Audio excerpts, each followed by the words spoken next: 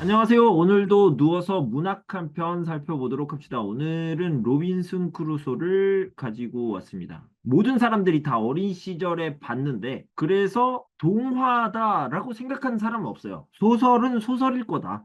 하지만 원작을 본 적은 없어. 원작이 얼마나 긴지, 뭐 이런 것도 전혀 모르는. 하지만 보긴 봤다. 내용은 안다라고 착각한다고 표현한 이유가 뭐냐면 잘 모르니까. 로빈슨 크루소가 얼마나 오랫동안 무인도에 갇혀 있는지 아는 사람은 별로 없을 것이다라는 확신을 가지고 이 소설을 가지고 왔습니다. 데니얼 디포가 쓴 소설이죠. 무인도 생존기에 시조새 보통 어딘가에 고립되었을 때, 어딘가에 갇혀서 못 움직였을 때, 오랫동안 그러면 로빈슨 크루소네 뭐 이런 식으로 이야기하죠. 그렇게 표현할 수밖에 없었던 이유가 이게 언제적 소설이냐면은 1719년 18세기 작품이죠. 18세기에 쓴 작품이다. 그러니까 아마 이런 종류의 스토리 중에서 제일 먼저 나온 것이다. 시조새라는 표현을 한번 써봤습니다. 로빈슨 크루소라는 사람이 배를 타고 가다가 풍랑을 만나서 좌초되고 뭐 난파되고 그래서 무인도에 갇혔다. 그래서 오랫동안 있다가 구조되었다. 끝! 여기까지는 사람들이 다 알고 있는 거고요. 그 이상의 스토리는 거의 다 모르고 있다. 이렇게 생각할 수 있는데요.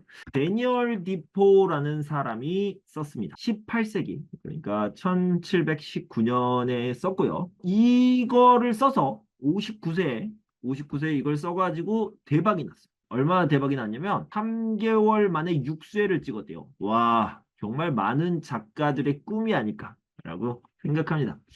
그래서 늦은 나이에 100세 시대도 아니었는데 그 당시에 늦은 나이에 써서 대박이 난 작품이다. 요 정도까지 알아두시면 좋겠습니다. 로빈슨 크루소인데 여기 보면은 로빈슨 크로이츠나에르라고 이렇게 나와 있죠. 이게 뭐냐면은 아버지가 독일 사람이에요. 근데 이게 영국에서 살았으니까 영국식 발음으로 크루소 이렇게 되어 있다.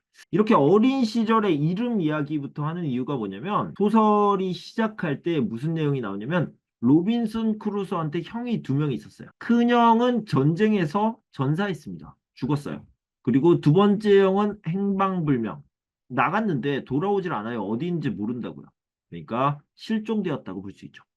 그래서 셋째인 이 로빈슨 크루소가 변호사 아니면 뭐 판사 이런 법률가가 되어서 안정적인 생활을 하기를 아버지는 바랬습니다. 하지만 이 로빈슨 크루소는 말을 안 듣죠.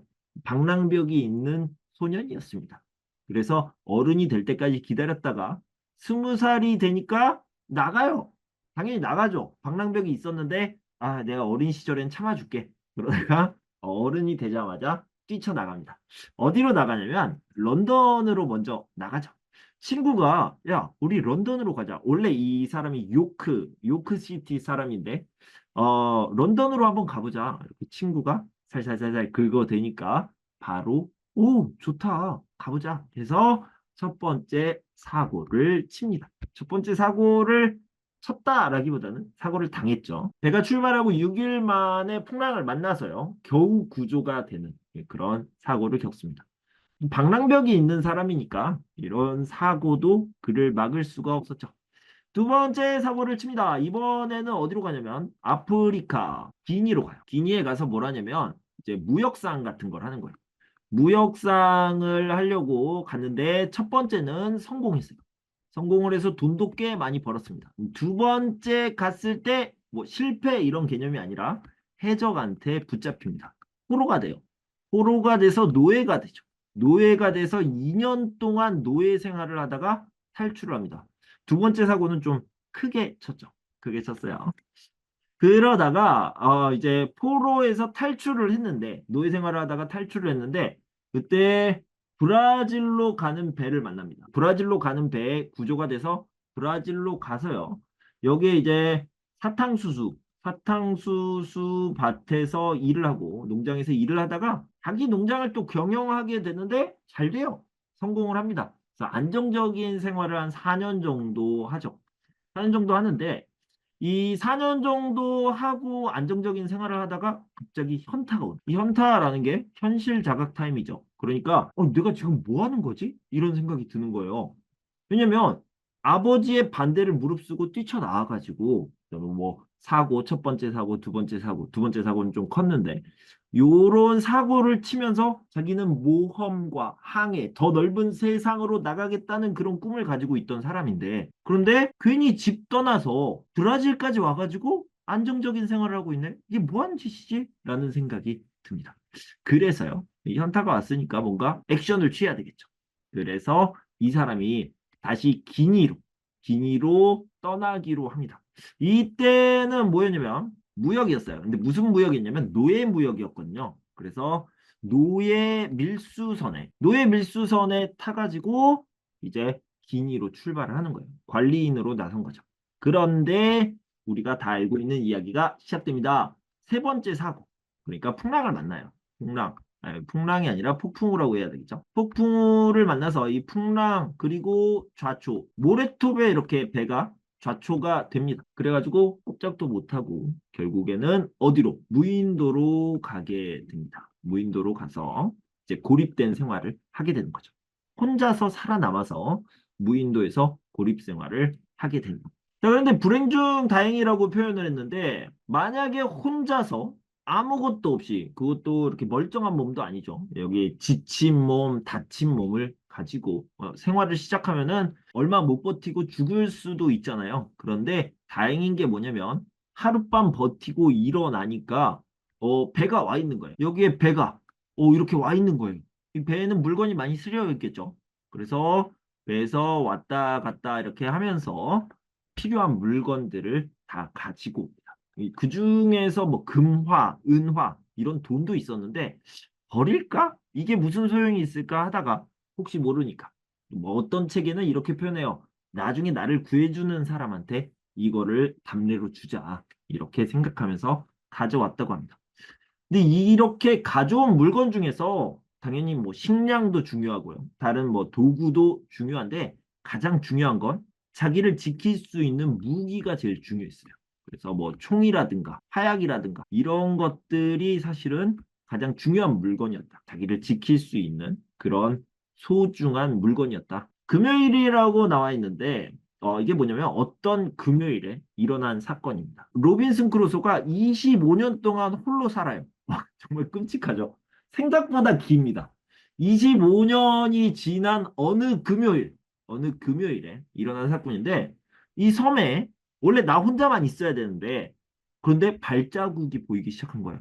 거기서는 이제 야만인이라고 유럽인들 입장에서 야만이죠. 우리가 지금 생각할 때 원주민이라고 할 수 있습니다. 원주민의 문화 중에서 재물을 신에게 바치는 그런 문화가 있었던 것 같아요. 그래서 재물을 가지고 재물이 사람이죠.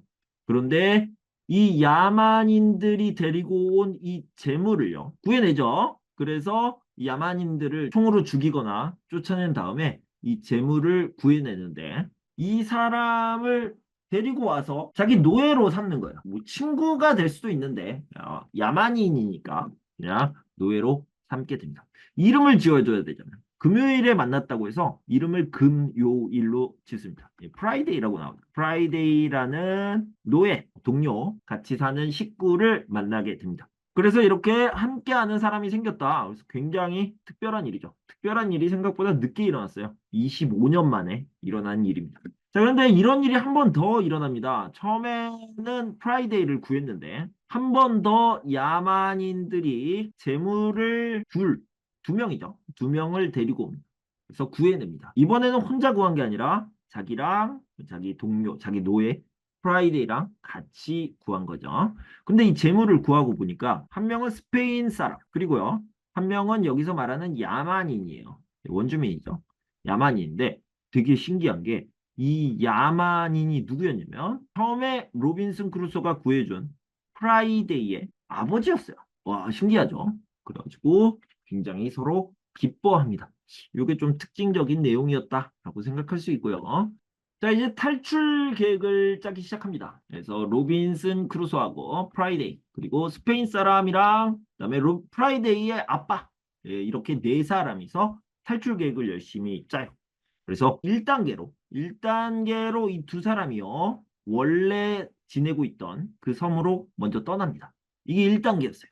이 사람들이 다시 돌아와가지고 2단계를 실행을 해야 되는 상황인데, 그런데 기다리고 있었는데, 한 8일 정도 지났어요. 8일 동안 기다리고 있었습니다. 뭐, 아직 2단계가 실패하거나 그런 건 아닌데, 기다리고 있었는데, 엉뚱한 탈출을 하게 됩니다. 그러니까 기다리고 있던 이 스페인 사람과 프라이데이의 아버지는 오지 않고요. 다른 사람들이 와요. 다른 사람들이 누가 오냐면 영국 배가 옵니다. 영국 배가 와가지고 이제 큰 배는 여기에 있고 조그만 보트가 이렇게 오는데 여기에 11명이 타고 있어요. 11명이 타고 있는데 3명이 붙잡혀 있어요. 묶여 있습니다. 8명이 감시를 하고 있는 거죠.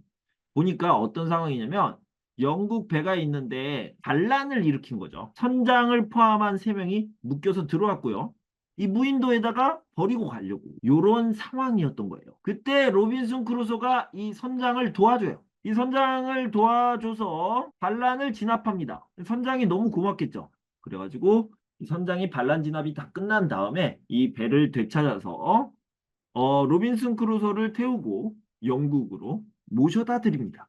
그렇게 해서 탈출을 하게 됩니다. 다시 안정적인 생활을 해요. 어떻게 하냐면 처음에 영국에 갔다가 결국에는 브라질로 다시 가서 브라질에 가보니까 자기 농장이 잘 있어요. 그래서 굉장히 경제적으로도 여유로운 생활을 할 수 있게 됩니다. 결혼도 하고요. 그리고 애도 셋 낳아요. 이렇게 안정적인 생활을 하다가 다시 방랑벽에 있는 사람들은 평생 그렇게 방랑하다가 죽는 거예요. 그죠? 산악인한테 왜 산에 가냐? 그 위험한 곳에. 그러면 그 사람들이 산이 있으니까 이렇게 얘기하잖아요. 그래서 산이 없어지진 않으니까 그 사람들은 죽을 때까지 산에 다닐 겁니다. 이 사람도 마찬가지예요. 로빈슨 크루소도 방랑벽은 죽어야 끝나는 거죠. 그래서 다시 현타가 옵니다. 그래서 지금 내가 뭐 하는 거지? 모험을 떠나야지 라고 해서 다시 모험을 시작하게 됩니다. 더 새로운 시작 모험을 하게 되고요. 그렇게 모험을 떠나면서 이 소설이 끝이 나게 됩니다. 탈출할 때 날짜를 세 보니까 얼마예요? 28년 2개월 19일이다. 생각보다 길죠. 제가 알고 있던 것보다 긴 시간이었습니다. 보통 이렇게 마션, 캐스터웨이, 로빈슨 크루소, 그다음에 뭐 미국 드라마, 로스트 이런 것까지 같이 비벼지는 그런 느낌이 있어요. 비교를 당한다는 거죠.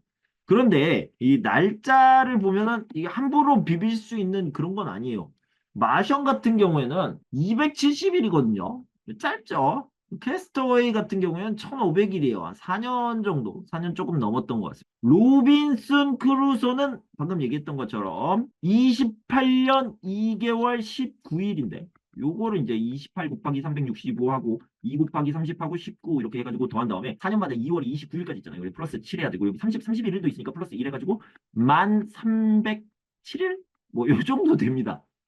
어디서 비빌 수 있는 그런 기간은 아니다. 프라이데이는 노예, 그러니까 프라이데이를 구하고 나서는 노예로 삼았고요. 스페인 사람은 친구, 동료가 됩니다. 이게 좀 문제가 됐다. 비판하는 그런 의견들도 있는데 저는 그렇게 생각하지 않아요. 이게요. 1719년 소설이잖아요. 예를 들어서 춘향전을 보면 이 사람이 누구야? 이몽룡, 이도룡이고요. 이 사람이 방자죠. 방자와 이몽룡의 관계를 봤는데 뭐 이몽룡이 근로계약서를 쓰지도 않았다. 근로시간이 정해지지도 않은 상태에서 24시간 일을 한다. 그리고 가끔 막 부채로 머리를 가격하는 등 폭력이 있었다. 이런 것을 문제 삼아서 춘향전이라는 문학작품의 한계를 지적하지는 않는다. 그런 것처럼 1719년에는 뭐 예를 들어서 노예 제도라든가 백인 우월주의, 뭐 인종차별 정도가 되겠죠. 뭐 이런 것들을 문제 삼아서 작품의 한계, 작가의 한계라고 얘기해서는 안 된다라고 개인적으로 생각하고 있습니다. 방랑벽에 있는 한 사람이 죽을 때까지 그 방랑벽을 고치지 못하고 계속 모험을 떠나는 재미있는 소설. 로빈슨 크루소에 대한 이야기는 여기까지고요. 여러분 의미 있는 하루 되세요. 감사합니다.